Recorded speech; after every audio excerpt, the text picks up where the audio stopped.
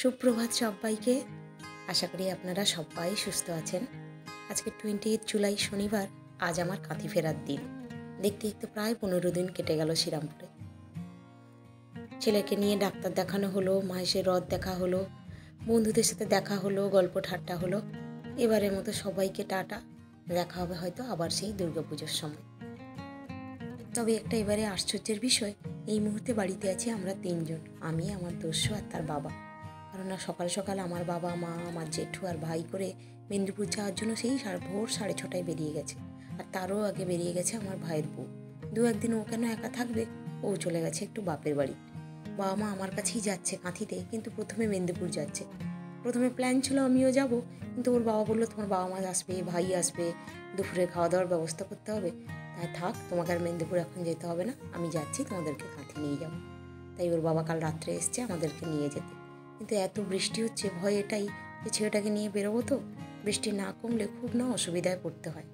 দুপুরে একটা রান্নাই করব না। ঠাকুরের কৃপায় বেরোনোর সময় আর কোনো বৃষ্টি হয়নি। এবারে আমরা প্রথমবার দক্ষিণেশ্বর হয়ে কাঁথি যাচ্ছি। এত বছর হাওড়ায় যে কান্ডারি এক্সপ্রেসটা ছাড়ে, দীঘা কান্ডারি এক্সপ্রেস, সেটাতে করেই কাঁথি যেতাম।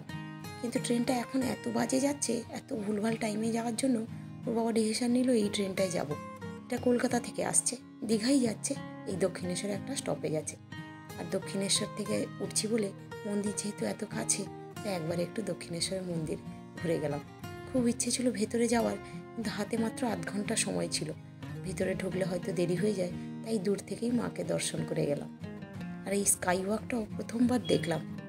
স্কাই ওয়াকটা যেখানেই শেষ হচ্ছে সেখানে এসকেলেটার করে দিয়েছে, খুব সুন্দর, একদম মন্দিরের গেট অবধি পৌঁছে যাওয়া যায়। একবার তো আমরা ঘুরে এসেছি, কিন্তু এই দস্যুটার একবারে মন ভরেনি, তাই ও বাবার সাথে একবার করে উঠছে আর একবার করে নামছে।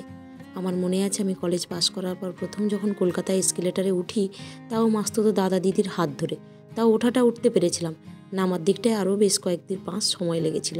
আর একে দেখুন, একবার করে উঠছে আর একবার করে নামছে। দূর থেকেই মাকে প্রণাম করছি, খুব তাড়াতাড়ি আসবো সবাই সাথে একবার মন্দিরে। খুব দারুণ করেছে এই স্কাই ওয়াকটাও। বহু বন্ধুদের পোস্টে দেখেছিলাম এই স্কাই ওয়াকে করে ওরা দক্ষিণেশ্বরে আসছে, আজ নিজেই প্রথমবার উঠলাম। ওর ভেতরে প্রচুর দোকান আছে, আর এখান থেকেই এই দস্যুটা বাবার কাছ থেকে এইটাকে বাগিয়েছে। ওটাকে নিয়েই এখন মত্ত আছে, কিন্তু এই বাবলসগুলো যেদিকে ছুটছে তার সাথে সাথে ও ছুটে যাচ্ছে, ওই জন্য একটু খেয়াল রাখতে হচ্ছে। ছোটোবেলাকার এই ছোটো ছোটো খেলাগুলো কি দারুণ লাগে না? বেশ কিছু বছর পর যখন ও দেখবে, ও হয়তো হেসে ফেলবে যে আমি এরকম করতাম।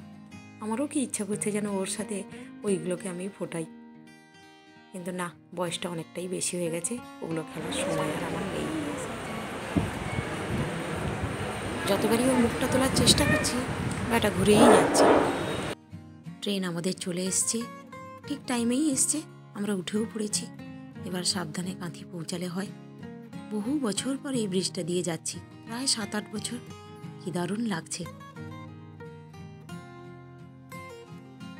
আরেকজনের অবস্থা দেখুন, ট্রেনের সাথে সাথে নিজেকেও দোলাচ্ছে। না, সাবধানে আমরা সবাই কাঁথি পৌঁছাই। ট্রেনটা টাইমে এলেও ট্রেন প্রায় 2 ঘন্টা লেটে ঢোকালো কাঁথি।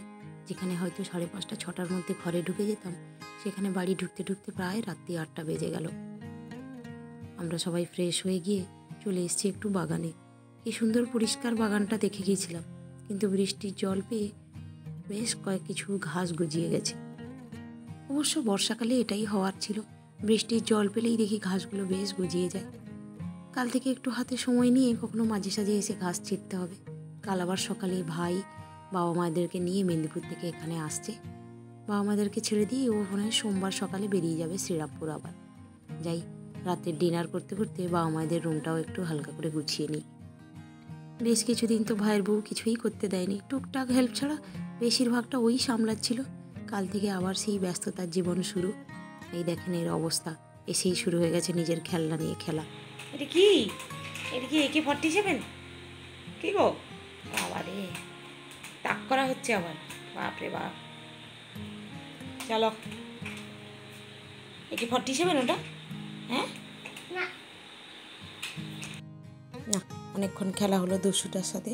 এবার একটু রাতের ডিনার বানিয়ে ফেলি। চলুন তাহলে, ভিডিওটাকে আর বেশি বড় না করে আজকে এখানেই শেষ করছি। ভগবান সবাইকে সুস্থ রাখুক। দেখা হবে কোনো অন্য ভিডিওতে, কোনো অন্য একদিন।